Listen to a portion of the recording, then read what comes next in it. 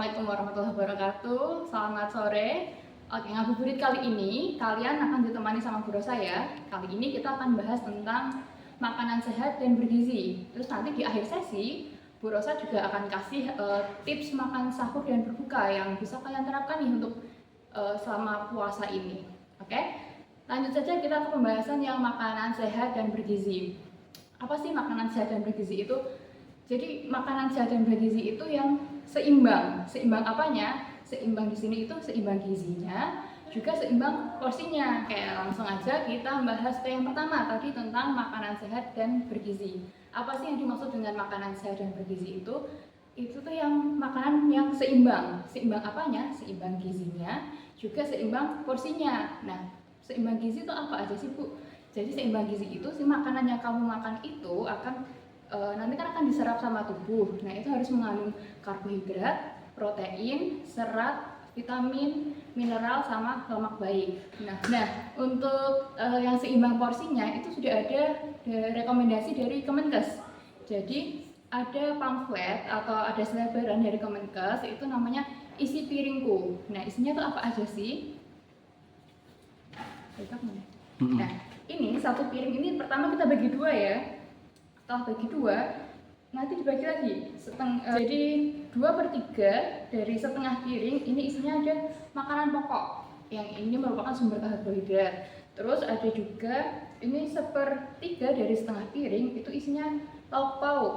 Lalu 1/3 dari setengah piring yang satunya atau yang sebelahnya itu isinya buah-buahan. Dan yang terakhir 2/3 dari setengah piring sisanya itu isinya sayuran. Nah, sekarang kita bahas satu-satu ya. Apa aja sih makanan pokok, lauk pauk, buah-buahan, dan juga sayuran itu. Nah, yang pertama tentang makanan pokok. Makanan pokok ini sumber karbohidrat yang nanti bisa menjadi sumber energi buat tubuh. Jadi si makanan pokok yang biasa kita konsumsi itu kan nasi ya. Tapi di Indonesia ini ada banyak sekali sumber makanan pokok lainnya selain nasi. Contohnya ada kentang, ada jagung, ubi, singkong, ada sagu juga, terus juga ada mie. Nah, jadi kalau kalian udah makan mie, jangan digabung sama nasi, nanti jadi karbo ketemu karbo.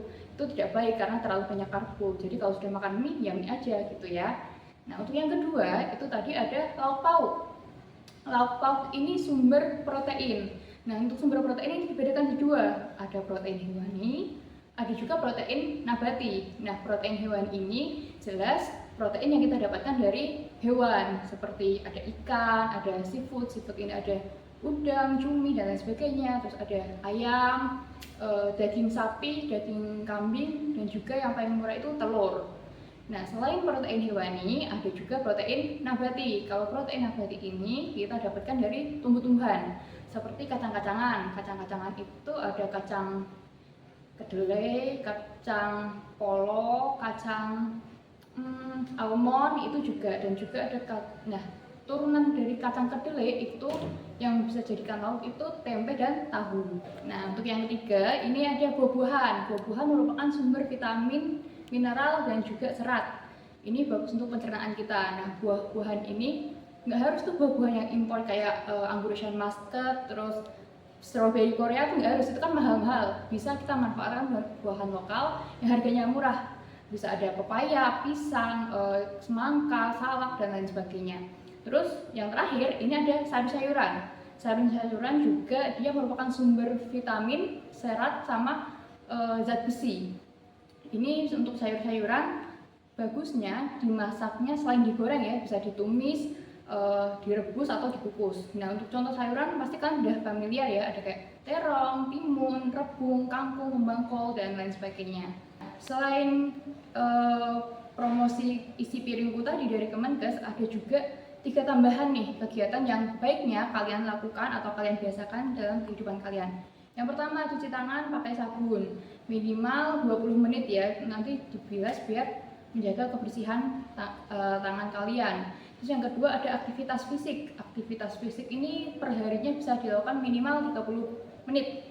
Nggak harus kalian lari-lari atau sepak bola atau apa, tapi bisa dengan jalan kaki. Jadi jalan kaki minimal 30 menit sehari itu sudah cukup.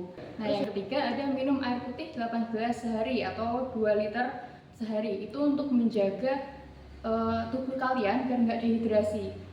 Manfaatnya apa sih untuk minum air putih begitu banyaknya? Yang pertama ada memelihara fungsi ginjal kalian, terus ada menghindari dehidrasi tadi, terus perawatan kulit dari dalam juga mengurangi resiko berbagai penyakit dan juga mengontrol kalori kalian. Oke, sekarang kita masuk di sesi yang terakhir. Seperti yang baru saya bilang tadi, sesi terakhir ada tips sahur dan berbuka.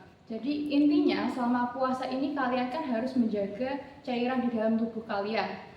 Jadi yang pasti untuk tips sahur yang pertama, minum 1 gelas air putih sebelum sahur. Jadi ketika kalian bangun tidur, minum 1 gelas dulu, baru setelah itu dilanjut untuk makan makanan berat yang sesuai tadi isi piringku tadi ya, yang sudah direkomendasikan. Terus yang ketiga bisa dilanjut dengan makan kurma sebanyak 3 buah, karena kurma merupakan sumber energi yang energinya tuh awet di tubuh kalian. Terus yang keempat, setelah tadi kalian minum air putih sebelum sahur, terus bisa tambah lagi minum air putih setelah makan, bisa 1-2 gelas. Dan diharuskan, diwajibkan dan disarankan itu air putih ya, jangan teh atau apalagi kopi, soda, itu nggak boleh. Kenapa? Karena teh, kopi, soda itu merupakan minuman yang mengandung diuretik. Itu nanti bikin kerja ginjal kalian itu berat, jadi kalian sering pipis. Nah, ketika kalian sering pipis dari pagi, nanti cairan tubuh kalian itu berkurang, jadinya nanti kalian haus gitu ya. Jadi itu ditekankan jangan kopi, teh, soda. Lebih baik sahur dengan air putih. Nah, untuk berbuka kita batalkan dulu dengan 1 gelas air putih. Jangan cepat-cepat pakai kolak atau yang manis-manis lainnya, apalagi gorengan. Gorengan boleh, tapi jangan terlalu banyak ya. Terus setelah minum air putih 1 gelas, bisa dilanjutkan dengan kurma atau cemilan-cemilan manis, tapi jangan berlebihan. Terus yang ketiga, kita bisa sholat dulu, karena biar lambung kita nggak kaget, karena seharian kan tadi kosong ya. Jadinya kita tinggal sholat dulu, setelah sholat baru kita makan makanan berat sesuai tadi isi piringku itu tadi, yang mengandung karbo, serat, protein, lemak, vitamin dan sebagainya. Terus setelah itu baru kalian boleh minum teh atau susu atau kopi di waktu berbuka ini. Tetapi perlu diperhatikan untuk minum teh, kopi dan minuman manis yang lainnya itu dibatasi ya. Itu maksimal 8-10 gelas per bulan, bukan per minggu. Karena kalau melebihi itu nanti akan resiko diabetes. Karena sekarang kan banyak ya remaja bahkan anak-anak yang sudah cuci darah karena mereka biasa minum minuman manis kemasan. Oke. Nah, untuk yang kedua, untuk susu juga boleh diminum waktu buka, tetapi juga kalian harus memperhatikan komposisinya. Bisa dilihat itu beneran susu 100% atau hanya SKM. Kalau SKM itu dia mengandung banyak gula, jadi waktu kalian beli bisa dibaca tuh nanti komposisinya, apakah dia lebih banyak susunya atau lebih banyak gulanya. Oke, begitu saja, sekian tips sahur dan berbuka dari Bu Rasa. Semoga puasa kalian lancar. Sampai bertemu di kesempatan lainnya. Assalamualaikum.